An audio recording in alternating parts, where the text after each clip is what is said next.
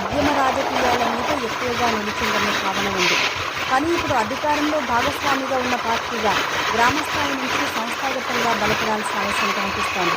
అందుకే పవన్ ఇప్పటి వరకు ఒక లెక్క, ఇకపై ఇంకో లెక్క అన్న మాట వెనుక కూడా పార్టీ నిర్మాణానికి సంబంధించిన సంకేతాలు ఉండొచ్చని అంటున్నారు.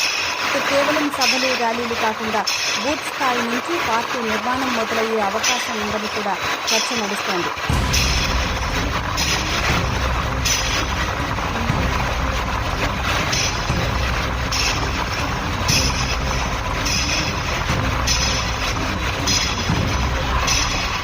ఇక్కడ ఇంకో రాజకీయ కోణం కూడా కనిపిస్తోంది.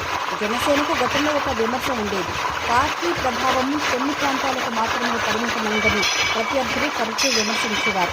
ముఖ్యంగా కోస్తా, గోదావరి జిల్లాల పార్టీ అనే టాక్ కూడా కొన్ని సందర్భాల్లో వినిపించింది. ఇప్పుడు జై ఆంధ్ర నినాదం ద్వారా ఉత్తరాంధ్ర, రాయలసీమ